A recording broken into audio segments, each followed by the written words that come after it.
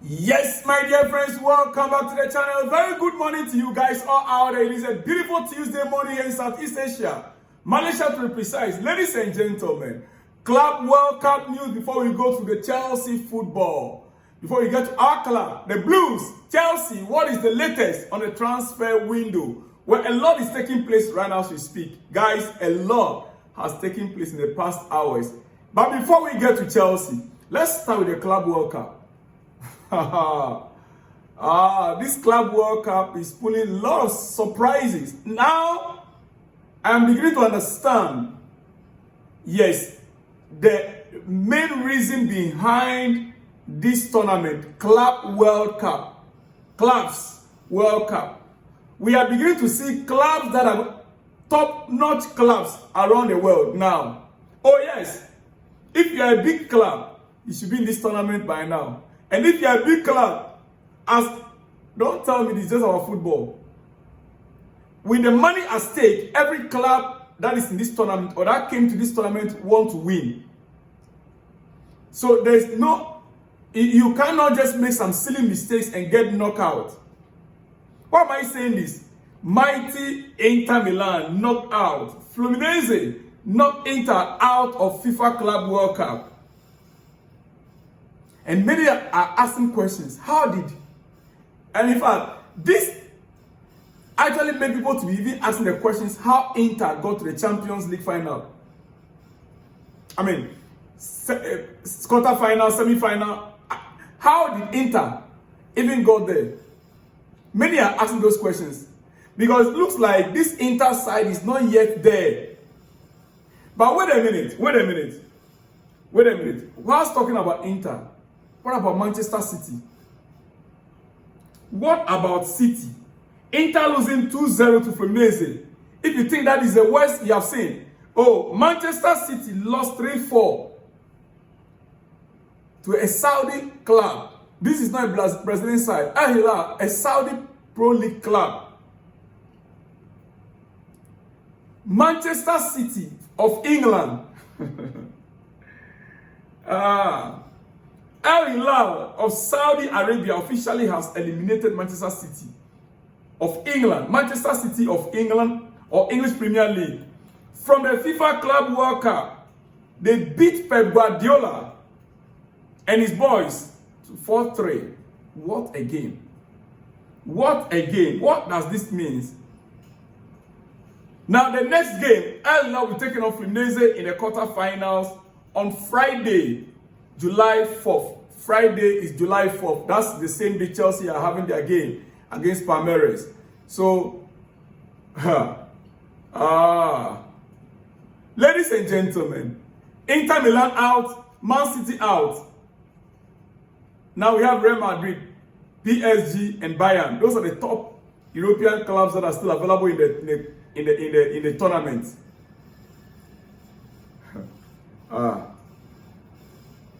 Well, you see, no matter how you want to look at it, Cristiano Ronaldo said something a few years back about this Saudi Pro League that most of us, we didn't take it serious. We thought, oh, this guy, because he's there, he wants to praise the league. He made it very clear that the Saudi Pro League, a time is coming. I want to see if I can get his quote.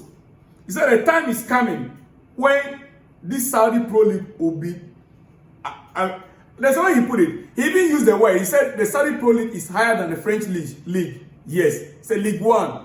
The Saudi Pro League is higher than the League One. And many did not understand him. Many took him on. But as it stands right now, ladies and gentlemen, look at this. Just look at this. As we speak, Chelsea are playing our next game against Fluminense, right? No, Palmeiras. We are going to be having one of the easiest routes to the finals. On paper, but not on the pitch. Many have said, oh, on paper, Chelsea are going to be having easiest route to the finals. Chelsea have been handed a favorable route to the final of the Club World Cup. In quarterfinals, which is our next game on 4th, which is Friday, we are playing Palmeiras. Then in the semi-finals, we are going to be playing either Fluminense or El Hilal based on the winner. before we go to the finals. So many are already touting that Chelsea are potentially in the final already. But hey, both Fluminense and El Hilal, they are not a cheap team. Even to beat Palmeiras, Brazilian team, we need to be cautious, guys. Chelsea fans need to be cautious. After beating Palmeiras, you are likely to face another Brazilian side, Fluminense or El Hilal from Saudi Pro League. Ladies and gentlemen, it is what it is. Now, can we get back to Chelsea and some business? Yes. Can we get to Chelsea now quickly? It is your breakfast, and I'll not be taking much time. Today being 1st of July. Happy new month to you guys all out there. I'm excited about this new month because this month is pregnant with a lot of good things. The month of July is pregnant with loads of goods. Yes, expect great things to happen in this month. Ladies and gentlemen, yes, Chelsea brought in players last two seasons. And most of those players that Chelsea bought last 2 seasons and last season for Maresca, it seems like they were not the exact caliber of players that Maresca wanted. Modric, who is now banned, Joao Felix, Christopher Nkuku, Kanechukwu Emeka, and even Kenyan Dewsbury Hall, who came alongside with Maresca from his former club. All these players, Chelsea did not make use of them fully because Maresca system could not accommodate them. They played part and bit of the season for us. Yes, some of them played in the Conference League mostly. Now, I think, or just think about all of that and those talents that I just mentioned, and many other players that Chelsea did not make use of fully in the past season, assuming they were the caliber or the talent or they were the players that Maresca actually want or that fit into the system. Do you think, or how would Chelsea be in this? I mean, the flops that we had, do you think we would have had those flops during the season? I don't think so. You see, this limited, still bare bones gave us a lot of problems in terms of rotational play. Right now as we speak, in this summer transfer window, it seems to me Chelsea are now getting the players that Maresca purposely want or pointed out. We've gotten Gittins, who is going to hold the guard in the absence of Modric and Sancho on that left wing side. Most probably, we are going to be getting Mohamed Kudus. Kudus, yes, who I see him replacing Kenyan Dewsbury Hall, Noni Madueke, and Kanechukwu Emeka. Joao Pedro, that we already have there, replaces Felix and Christopher Nkuku. Delap and Jackson working together. I wouldn't say replacement, and I don't think it's an upgrade either. Kopama, Gittins, Neto, Estaval, Kudus, Joao Pedro, and Delap. These are going to be our frontliners. I'm hopeful that Chelsea will secure Kudus, a player that can hold the ball, that can drag the ball forward. It's not easy for an opponent to get the ball from his feet. I'm hoping. Just imagine Kopama, Gittins, Neto, Estaval, Kudus, Joao Pedro, and Delap being Chelsea's attacking fronts in any given game. What do you think? This will be a solid attacking, front in the Premier League. A nice handful of attackers that can work hard and get the manager the result that he needs. These players actually fit the system of Maresca, in my own opinion. Now, the challenge Chelsea have right now securing Kudus. We have been told that Chelsea offered a player plus cash for Kudus and West Ham rejected it. Okay, it said Chelsea have looked at the possibility of sending players to West Ham in return of Mohamed Kudus. But sources at the London Stadium say that they are not interested in the potential trades that have been broached thus far. I got a point. They want the cash, yes. But you get a cash and you still buy a player from us. It's the same thing. It's the same thing. Many have touted that it is Graham Potter that bought Robert Sanchez for Chelsea. Graham Potter, he brought Robert Sanchez for Chelsea. Yes. And the same Graham Potter is the one in charge of West Ham right now. So, maybe Potter can just do Chelsea a little good by requesting for Sanchez. Get Sanchez, man, and give us Kudus. In fact, Sanchez plus KDN, Kennedy Hall, and give us Kudus. Deal closed.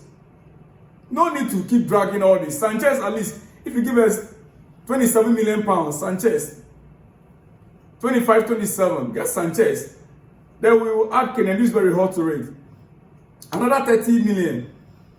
We plus and minuses. We move on. If Chelsea have to balance another 5 million pounds, what about that? West Ham? It is what it is. Ladies and gentlemen, I'm running up. And let me just say this before I let you guys go.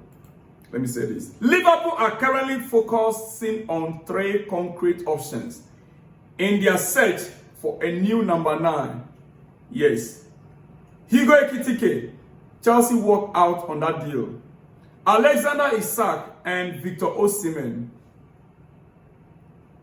Alexander Isak from Newcastle.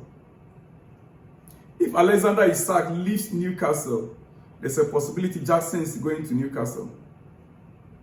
That will do him good because Chelsea fans don't seem to be rating him any longer. Yeah, and I want him to have peace of mind. I'll be all right with it. I'll be okay. It will pain me, but I'll have no choice. But Liverpool getting his sack at this point, I'm not sure it's going to happen. No. Don't even dream it. Number 1, Newcastle are not going to let Isak leave with anything less than 100 million pounds. In fact, Isak is in the range of 120 to 150 million pounds. With the wages, yes, they can afford to pay him the wage. But with the player, they've already spent about 200 million pounds. So I don't think Liverpool will be able to spend that amount of money. Now, Victor Osimhen, the release clause is just around 60 million pounds. Yes, they can afford him. But would Victor's wages, as he's demanding, Liverpool, would they be able to? I would say yes, Liverpool can. Their wage structure right now, £300,000 a week for Victor Osimhen. Yes, Liverpool can pay that, 350.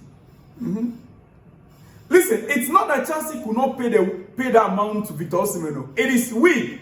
It is the ownership that decided to cut down on the wage structure to make it, performance based. These guys are business people. Not that they cannot pay one player £500,000 a week. Oh, come on. That is not the issue. So Liverpool to pay Victor Osimhen £350,000 a week, they can do it. Man City can do it, but Man City have Haaland. Arsenal, they can also equally do it if they want to do it. But most clubs now, they are looking at the long-term project, looking at the long-term. Can we sustain this? If we are paying Victor Osimhen £350,000, then other players begin to make a demand. What do we do? This is why Chelsea put a stop to that nonsense. I'm sorry to use that word. I see Hugo Ekitike as a better option here for Liverpool. Release clause, 100 million euros, yes. Then the player from the German league to the Premier League, 100,000 pounds a week, 120. The player will take it. So with a long term, it's more advantageous for Liverpool to get Hugo Ekitike than Victor Osimhen or Isaac. As for Isaac, it is Newcastle. The amount they are mentioning for the player, that is where Liverpool have problem. Ladies and gentlemen, it is what it is, and it's your breakfast. Remember, Chelsea have spoken to Ahmed Kudus' agent, but nothing is advanced yet, while Tottenham are pushing strongly for the deal. I don't want Chelsea fans to get worried about Kudus' issue. Tottenham cannot, if Chelsea really want Kudus, they will get it. Unless Chelsea are not interested. But if Chelsea really want to sign Mohamed Kudus, ladies and gentlemen, Chelsea can get that deal sealed now and down. Tottenham can never be an opposition, cannot stop Chelsea. Why? The player himself would prefer to be in Chelsea than Tottenham. Of course, Tottenham are in Champions League, but who can arguably sustain the player's role of footballing career in Champions League for continuous years to come? Tottenham Hotspur, they qualified by virtue of Europa League that they won. 17th on the league table, but they won the Europa League. That's what qualified them for the Champions League. Chelsea qualified for the Champions League based on their performance in the league, 4th on the league table. And Chelsea can guarantee consistency in the Champions League than Tottenham. And the player, I believe, Kudus, want to win trophies.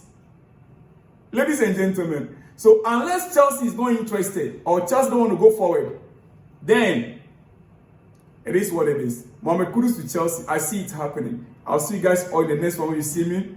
Shalom and peace.